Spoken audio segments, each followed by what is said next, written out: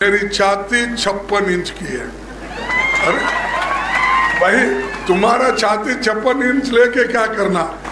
अब अगर आपको उतनी ख्वाहिश है अपनी छाती दिखाना तो किसी टेलर को बुला लो,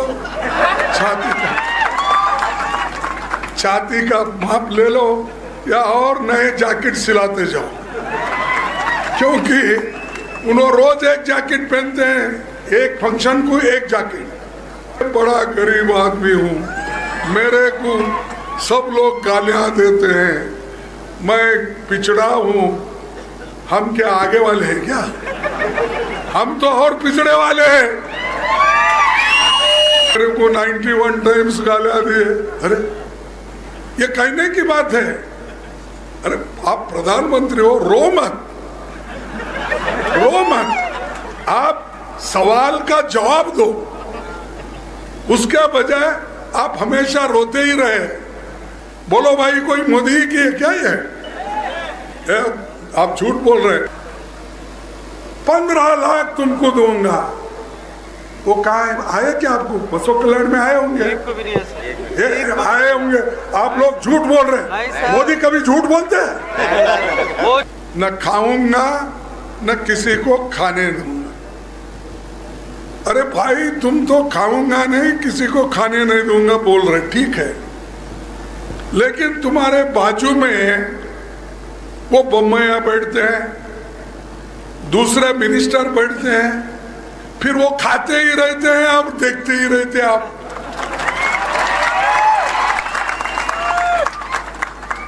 फिर कहाँ गई आपकी बात? ಎಲ್ಲೋ ಇತ್ತು ನಿಮ್ಮ ಮಾತು? ಮತ್ತೆ ಅಲ್ಲಿ ಹೋದಾಗ मैं ऐसा आदमी हूँ, मेरी छाती 56 इंच की है। अरे भाई, तुम्हारा छाती 56 इंच लेके क्या करना।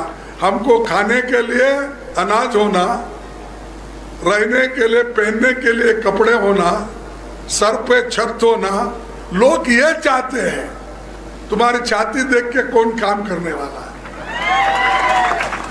अब अगर आपको उतनी ख्वाहिश है अपनी छाती दिखाना तो किसी टेलर को बुला लो, छाती का माप ले लो या और नए जैकेट सिलाते जाओ, क्योंकि उन्होंने रोज एक जैकेट पहनते हैं, एक फंक्शन को एक जैकेट, रोज एक नहीं, एक फंक्शन को एक। और ऊपर से कहते हैं मैं बड़ा गरीब आदमी हूँ, मेरे को सब लोग गालियाँ देते हैं, मैं पिछड़ा हूँ। हम क्या आगे वाले हैं क्या? हम तो और पिछड़े वाले हैं।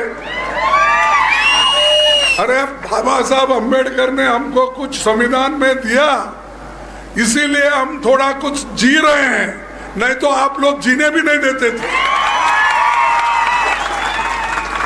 और हमको ये कह रहे हैं कि मैं पिछड़ा हूँ, मेरे को गालियाँ दिए, मेरे को 91 टाइम्स गालियाँ दिए। अरे ये कहने की बात है।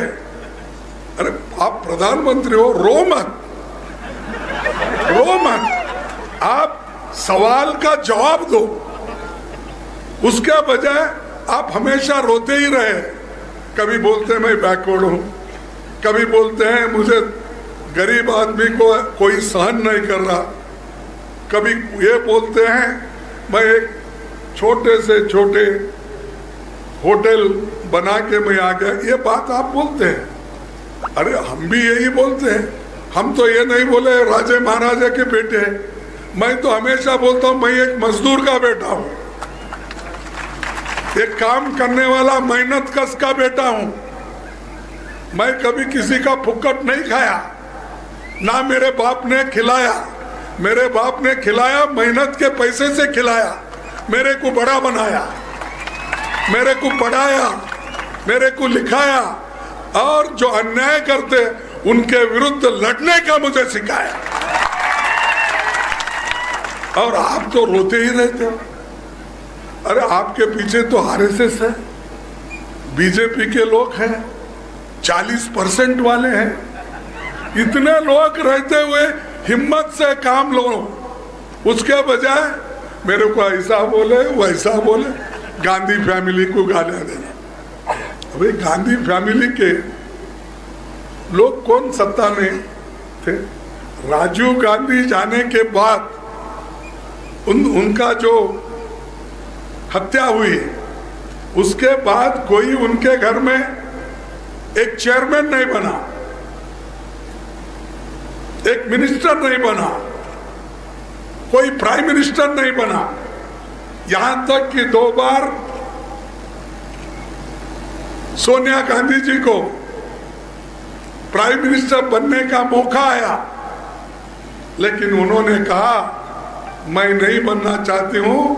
एक जो अर्थशास्त्रज्ञ है, जो जानता है, उस आदमी को मैं प्रधानमंत्री बनाऊंगी कहकर मनमोहन सिंह को बनाए। अरे आप तो सत्ता के लिए लड़ रहे हो, लोगों को फोड़ रहे हो, हुकूमत को गिरा रहे हो, और हुकूमत को गिरा के आप परमानेंटली सत्ता में रहना चाहते हैं। फिर भी पूछते हैं हमको, क्या 70 साल में आपने क्या किया? हाँ भाई, हमने यही काम किया जो तो लोकतंत्र को बचाने का काम किया, संविधान को सुरक्षित रखने का काम किया, और ये दोनों रहने से ही आप इस देश के प्रधानमंत्री बन सके, नहीं तो कहां बनते थे आप? कहीं एड्रेस नहीं मिलता था। ನಾವು ಅವಕಾಶ ಮಾಡಿಕೊಟ್ಟೇವೆ, ಸ್ಕೂಲ್ಗಳು ತಂದು ಪ್ರತಿ ಹಳ್ಳಿಯಾಗ ಸ್ಕೂಲ್ ಮಾಡಿದೇವೆ, ರೋಡ್ ಮಾಡಿದೇವೆ, ಎಲೆಕ್ಟ್ರಿಸಿಟಿ ಮಾಡಿದೇವೆ, ದೊಡ್ಡ ದೊಡ್ಡ engineering college, medical college, hospital ಇವೆಲ್ಲ ಏನು ಮೋದಿ ಅವರೇ ಮಾಡಿದ್ದ? बोलो भाई कोई मोदी की क्या है? आप झूठ बोल रहे, उन्होंने बोल रहे पार्लियामेंट में, मेरे बोले मैंने किया बोलते हो, तुम बोल रहे ऐसा क्या है? झूठ बोलते हैं। ये अगर मैं वो बात बोला हूं तो खरगे साहब मुझे ऐसा बोले कि झूठ बोल के मुझे पब्लिक को बोल देते। अरे मैं जो बोल रहा हूं सत्य बोल रहा हूं, ನಾ ಏನು ಹೇಳ್ತಾ ಇದ್ದೀನಿ ಇದು ಸತ್ಯ। ಯಾಕ ಕೇಂದ್ರದಲ್ಲಿ 30 ಲಕ್ಷ ಜಾಗ ಖಾಲಿ ಇವೆ, ರೈಲ್ವೆನಲ್ಲಿ, ಬ್ಯಾಂಕ್ನಲ್ಲಿ, ಪೊಲೀಸ್ನಲ್ಲಿ, ಡಿಫೆನ್ಸ್ನಲ್ಲಿ ಎಲ್ಲ ಸೇರಿದ್ರೆ 30 ಲಕ್ಷ ಜಾಗಗಳು ಖಾಲಿ, ಅವು ತುಂಬತಾ ಇಲ್ಲ। ಈ डबल इंजन की सरकार अदಲ್ಲ, ये सिंगल इंजन भी नहीं भर रही वैकेंसी, डबल इंजन वाला का भी नहीं हुआ। ये सिंगल इंजन तो डीरेल हो गया, पटरी से नीचे उतर गया, क्योंकि 40% उसमें करप्शन, उसके बाद रिक्रूटमेंट में करप्शन, एडेड इंस्टीट्यूशन के पास करप्शन, महिलाओं को कुछ एड देना है तो करप्शन। मಕ್ಕಳ ಪೆನ್ಸಿಲು, ಮಕ್ಕಳ ಪೇಪರು, ಮೊಸರು, ಹಾಲು ಎಲ್ಲದರ ಮೇಲೆ ಟ್ಯಾಕ್ಸ್। ಅವ್ರ ಕೈಯಾಗ ಗಾಳಿ ಒಂದು ಸಿಕ್ಕಿಲ್ಲ, ಈ ಗಾಳಿ ಏನಾರ ಅವ್ರ ಕೈಯಾಗ ಸಿಕ್ಕರೆ अच्छा मिल गया मेरे को, इसके ऊपर भी जीना।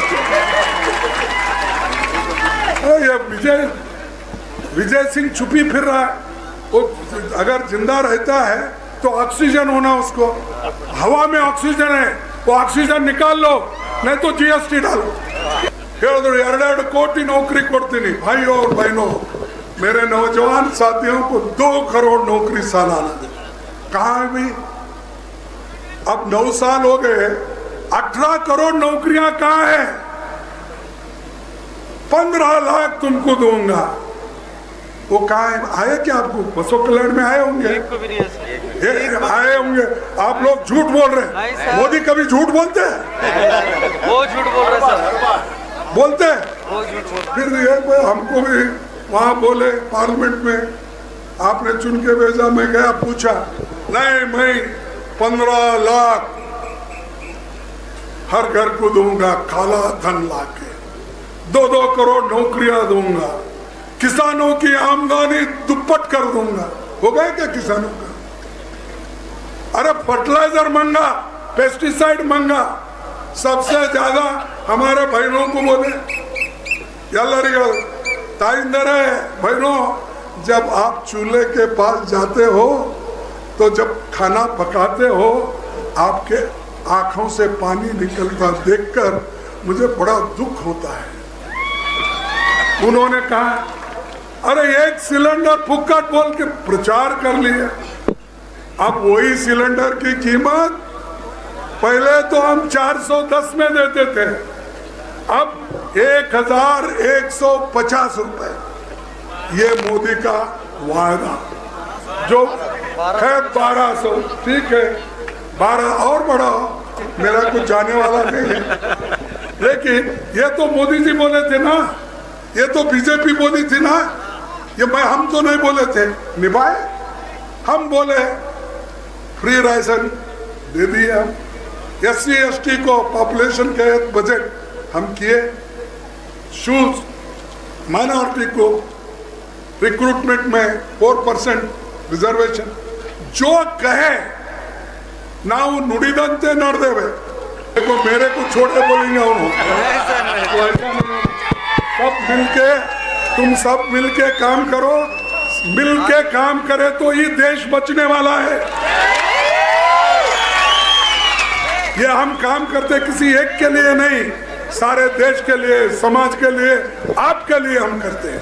तो ये सभी लोग मिलके काम करेंगे और उनको जिता के लाएंगे, मैं आशा करता हूँ।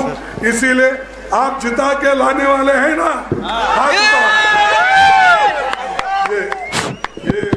ये हुई बात। हाँ, तो इसीलिए आप जिता के लाओ। अब सभी लोग एक होकर 10 तारीख के दिन वोट डालो और हाथ के जो बटन है उस पर दबाओ। ये कहते हुए मेरे भाषण को समाप्त करता हूँ। जय हिंद, जय कर्नाटक।